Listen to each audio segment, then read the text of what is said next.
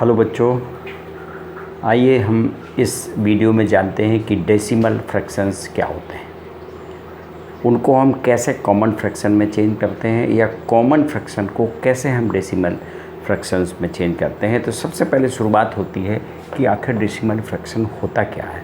तो बच्चों, किसी भी कॉमन फ्रैक्शन को हम डेसिमल फ्रैक्शन कह सकते हैं बशर्ते उसका डिनोमिनेटर 10 के पावर में होना चाहिए, अर्थात उसका जो डिनोमिनेटर है वो 1 और 0 के रूप में होना चाहिए। For example 1/10, 1/100, 1/1000। आप देखें यहाँ पर ये एक कॉमन फ्रैक्शन है, लेकिन इस कॉमन फ्रैक्शन में एक स्पेशलिटी दिखाई दे रही है कि इसका जो डिनोमिनेटर है वो 10 टू द पावर के फॉर्म में है। It is called 10 to the power 1, this 10 to the power 2 और दिस 10 टू द पावर 3। अर्थात इसके जो डिनोमिनेटर हैं वो 1 और 0 के फॉर्म में हैं। और जब ऐसी स्थिति होती है कोई भी कॉमन फ्रैक्शन जिसका डिनोमिनेटर 10 के पावर में होता है उसको हम डेसिमल फ्रैक्शंस कहते हैं। बच्चों, इनके लिखने का एक अलग तरीका होता है। इसमें एक पॉइंट का यूज़ करते हैं हम। इसमें 1 लिखने के बाद जो न्यूमरेटर है उसको लिखने के बाद जितने जीरो होते हैं उसका डेसिमल लगा देते हैं। इसको लिखेंगे हम 0.01, इसको लिखेंगे 0.001। तो बच्चों, ये जो फ्रैक्शंस हैं it is called the decimal fractions. तो this is the common fractions and this is the decimal fractions। तो डेसिमल फ्रैक्शंस वो फ्रैक्शंस हैं जिनका डिनोमिनेटर हमेशा 10 टू द पावर के फॉर्म में होता है। बच्चों, मैं एक यहाँ पर फ्रैक्शन लिखता हूँ 10/101। तो क्या ये डेसिमल फ्रैक्शंस है? ये डेसिमल फ्रैक्शंस नहीं है, क्योंकि ये 1, 0 और 1, अर्थात 1 सिर्फ 1 के बाद सारे 0 होना चाहिए, उसको हम डेसिमल फ्रैक्शंस कहते हैं और उसको हम इस तरीके से लिखते हैं। तो अब बात आती है बच्चों कि कॉमन फ्रैक्शंस को हम डेसिमल फ्रैक्शंस में कैसे बदलेंगे। चलिए मैं एक एग्जाम्पल लेकर के आपको स्टेप बाय स्टेप बताता हूँ कि कैसे हम इसको चेंज करेंगे। आइए देखते हैं। जैसे लिखा हुआ है 2/10, लिखा हुआ है 2/100 और लिखा हुआ है 2/1000। तो बच्चों, उसी तरीके से जैसे मैंने आपको भी बताया, आप यहाँ पे न्यूमरेटर को लिख देंगे 2, और चूँकि 1 0 है तो वंस प्लेस से चूँकि यहाँ 1 डिजिट है तो 1 डिजिट के बाद यहाँ पर डेसिमल लगा देंगे। बच्चों, यहाँ पर 2 0 हैं, लेकिन यहाँ पर न्यूमरेटर में सिर्फ 1 डिजिट है, तो 2 लिखने के बाद यहाँ पर 1 डिजिट हम अपने आप से इसको बढ़ा लेंगे। अब यहाँ पर हम इसको डेसिमल लगा देंगे। सेम चीज़ यहाँ करेंगे।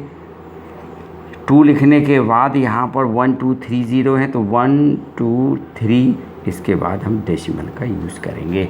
तो बच्चों, इस तरीके से हम कन्वर्जन करते हैं। आइए एक एग्जाम्पल और हम लेते हैं। कोई भी संख्या जैसे लिखा हुआ है 258/1000। ये बच्चों कॉमन डेसिमल फ्रैक्शंस है। क्यों? क्योंकि इसका न्यूमरेटर 1 और 0 के फॉर्म में है। अब how will you change it into the decimal fractions? It is the common fractions.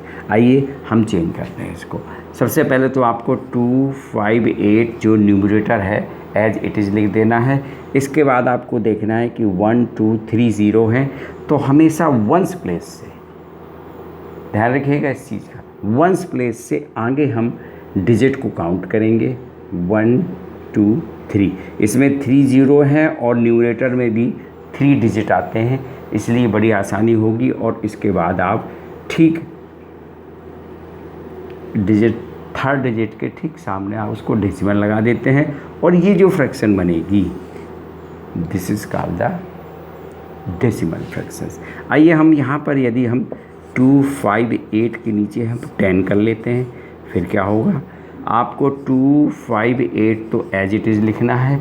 इसके बाद आप देखेंगे यहाँ पर 10 लिखा हुआ है, तो हम इसको 1 प्लेस से शुरू करेंगे, 1 प्लेस से 10। इसका मतलब यहाँ पर 1 के बाद डिजिट लगा देंगे। अभी यहाँ पर यदि 100 होता तो 100 में क्या करते हम 1s 10s अर्थात 20, तो 2 डिजिट के बाद है। यहाँ पर यदि 1000 होता तो हम क्या करते कि 30 है तो 1s 10s 100 फिर डेसिमल लगा। बाय द वे यहाँ पर 40 होते फिर क्या करते, यहाँ तो 3 डिजिट अकेली हैं, फिर आप क्या करेंगे हम 0 को अपने आप से बढ़ा लेंगे। अब चूँकि इसमें 4 डिजिट हो जाती हैं तो 1 2 3 4, इसके बाद यहाँ पर डेसिमल। तो किसी भी फ्रैक्शंस को हम कॉमन फ्रैक्शंस को हम डेसिमल फ्रैक्शंस में चेंज कर सकते हैं। आइए एक एग्जांपल और आपके सामने रखता हूँ। 1306/10, 1306/100 एंड 1306/1000। आइए बताए हुए तरीके से आप इसको यूज़ करिए। तो 1 लिखिए, 1306 तो आपको एज इट इज़ लिखना है न्यूमरेटर को। इसके बाद यहाँ पर देखिए कितने ज़ीरो हैं, यहाँ पर 10 है, तो बच्चों यहाँ पर 1s प्लेस से आप शुरू करेंगे। चूँकि यहाँ 10 है तो 1 डिजिट के बाद इसमें डेसिमल लगा देंगे। यहाँ पर 20 है तो 2 डिजिट के बाद डेसिमल लगेगा। यहाँ पर 30 है तो 1 3 के बाद डिजिट लगेगा। यदि 4 होते तो 4 के बाद लिख जाता। यदि बाय द वे 5 होते तो हम 0 बढ़ा करके राइट साइड में, ध्यान रखिएगा आप राइट साइड में आपको 0 बढ़ाना है, क्योंकि राइट साइड में 0 बढ़ाने से डिजिट बढ़ जाएगी और इसके बाद हम उसमें डेसिमल का यूज कर देंगे। अब बच्चों आता है कि हम किस तरीके से उल्टा काम करें। सपोज़ करिए कि ये डिजिट लिखी, ये डेसिमल फ्रैक्शन लिखा हुआ है, इसको कॉमन फ्रैक्शन में बदलना है। तो क्या करेंगे आप पुनः जो न्यूमरेटर है उसको एज इट इज़ लिखिए। इसके बाद नीचे 1 डेसिमल के बाद 1 प्लेस है, डेसिमल के बाद ओनली 1 डिजिट है, तो 1 लिखने के बाद यहाँ पर आपको 10 लिखना है। यहाँ पर 2 डिजिट है तो 136 को लिखने के बाद आपको 100 लिखना है। यहाँ पर 3 डिजिट है तो 1306 के बाद आपको 1000 लिखना है एज इट इज़। और आगे होती यदि तो हम इसी तरीके से करते चले जाते। तो बच्चों ये कॉमन फ्रैक्शंस को डेसिमल फ्रैक्शन में बदलना और डेसिमल फ्रैक्शंस को कॉमन फ्रैक्शन में बदलना मैंने आपको बताया है। 8.1 एक्सरसाइज आपको इसी तरीके से लगाना है।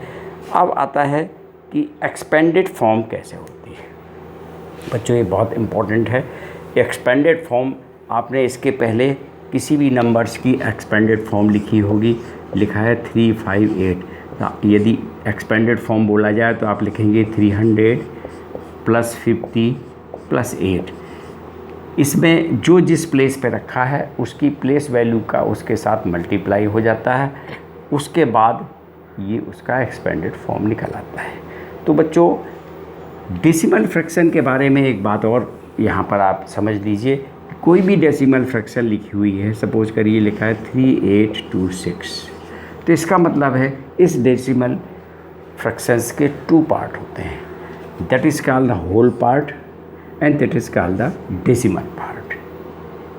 तो जो होल पार्ट होता है उसके साथ बिहेवियर हम उसी तरीके से करते हैं जैसा कि मैं आपको पहले बता चुका हूँ।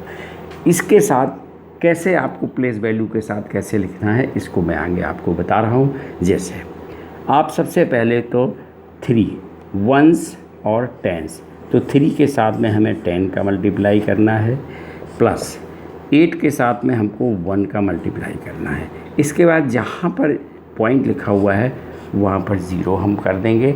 इसके बाद फिर आपको इधर की कहानी थोड़ी सी समझना है।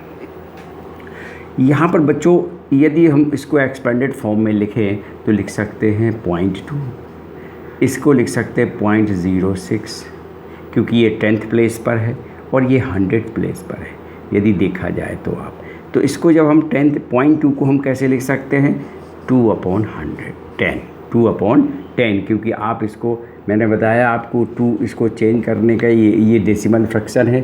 जब इसको चेंज करेंगे तो 2 लिख देंगे और 1 के आगे उसको 0 लिख देंगे क्योंकि डेसिमल के बाद 1 डिजिट है। इसी तरीके से इसको लिख देंगे आप 6/100। इसको चेंज करें आप 1 और 0 0, और भी आगे होते तो हम इसी तरीके से करते चले आते। तो that is called the expanded form. इसको और थोड़ा सा अच्छी तरीके से लिखा जा सकता, 30 + 8 + 2/10 + 6/100।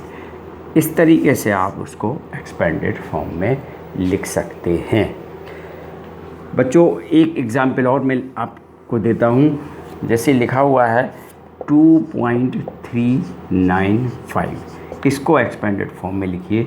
तो बच्चों मैंने बताया कि डेसिमल के इस तरफ के पार्ट को डेसिमल पार्ट, इसको होल पार्ट बोलते हैं। होल पार्ट के साथ वही व्यवहार करते हैं जो आपने पिछला सीखा हुआ है, वंस, टेंस, 100, 1000। सपोज करिए यहाँ 8 और 2 और लिख देता हूँ, तो वंस, टेंस, 100। और इसको कैसे पढ़ते हैं, 10th, 100th, 10th, 100 और 1000th। इसको पढ़ते हैं वंस, टेंस और 100। लेकिन इसमें वंस नहीं होता है, इसमें पढ़ते हैं 10th। इसको पढ़ते हैं 100th। 10th का मतलब होता है 1/10, 100th का मतलब होता है 1/100 और 1000th का मतलब होता है 1/1000। इस तरीके से आपको सबकी प्लेस वैल्यू रख के उसको एक्सपेंडेड फॉर्म में लिखना है। आइए तो सबसे पहले हम इसको रखेंगे वंस, टेंस, 100।